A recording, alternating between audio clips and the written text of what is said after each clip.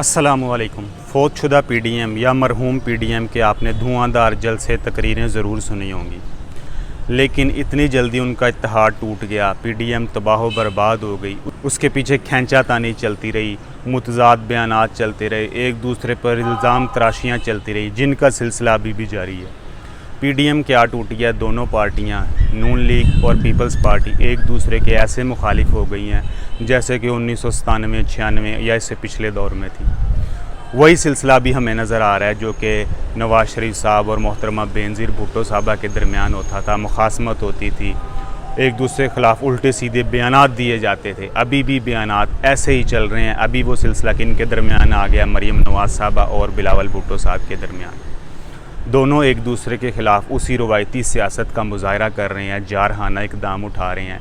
बिलावल भुट्टो साहब अभी ये फरमा रहे हैं कि अगर हुकूमत कहती है हमने एनआरओ नहीं देना, नून लीग कहती है हमने एनआरओ नहीं लेना, तो फिर नवाज़ शरीफ साहब किस एनआरओ के तहत लंदन गए हैं?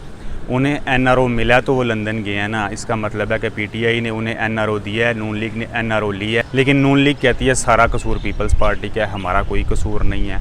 हमारा जो बयानिया था हम अपने बयानिए पर कायम है। पीडीएम के क़याम से लेके अब तक हमारा बयानिया एक ही है। लेकिन पीपल्स पार्टी इस बात को नहीं मानती। एक दूसरे के ख़िलाफ़ उन्होंने ऐसे बयान दिए, सेनेट का इलेक्शन हो, सेनेट के चेयरमैन का इलेक्शन हो, एक दूसरे के ख़िलाफ़ खूब जमकर बरसे हैं।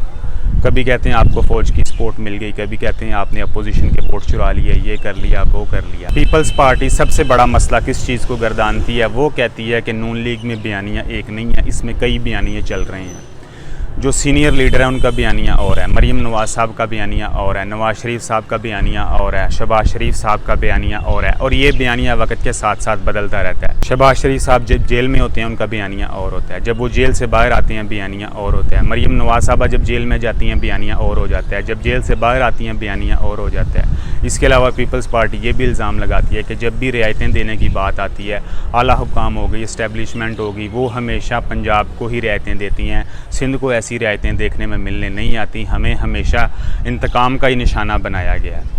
सबसे पहले अगर पीडीएम या ऐसे इत्तेहादों को बरकरार रखना है तो बयानिया एक होना चाहिए, इख्तलाफ नहीं होना चाहिए। लेकिन नून लीग कहती है हमारे दरमियान कोई इख्तलाफ नहीं है। वो कहते हैं आपके अंदरूनी इख्तलाफात हैं, आपका बयानिया ही एक नहीं है। इस्तीफ़े लेने के मामले में भी आपका बयानिया एक नहीं था।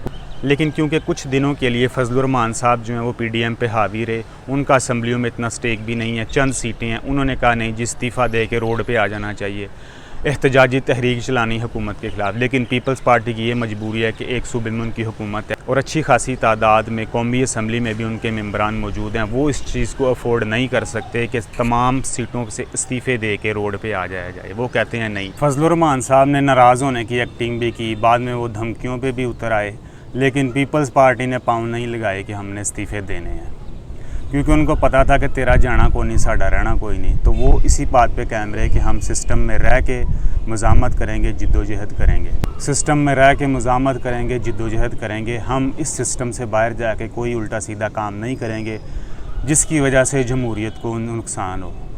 जब फजलुर रहमान साहब और नून लीग ने देखा कि हमारा मकसद नहीं पूरा हो रहा, तो वो एक दूसरे पे इल्ज़ाम तराशियों पर उतर आए और ये इत्तेहाद जो है बीच चौराहे फूट गया। इसका ज़बरदस्त फ़ायदा किसको हुआ? इसका ज़बरदस्त फ़ायदा हुआ इमरान खान साहब को। 4 दिन वो परेशान ज़रूर हुए जलसों को देख के, जलसों में जाती हुई आवाम को देख के, लेकिन फिर उनके हाथ में ये एक मजाक का ज़रिया आ गया और तमाम वज़ीरों, मशीरों और समेत वज़ीर-ए-आज़म उन्होंने इसको खूब इंजॉय किया और कहा देखो जी हम पहले कह रहे थे ये चोर और डाकू हैं, इनका आपस में नहीं इत्तेहाद, इन्होंने हुकूमत के ख़िलाफ़ क्या इत्तेहाद चलाना है और उस इत्तेहाद ने क्या कामयाब होना है। ये तो ख़ुद चोर और लुटेरे हैं और इंशाअल्लाह जल्द हुकूमत इन चोर और लुटेरों को अंदर करने वाली है। और फिर 90 की दहाई की रवायती सियासत दोबारा हमें नज़र आई, एक दूसरे पर उल्टे सीधे इल्ज़ामात लगाए, चोरी के इल्ज़ामात लगाए।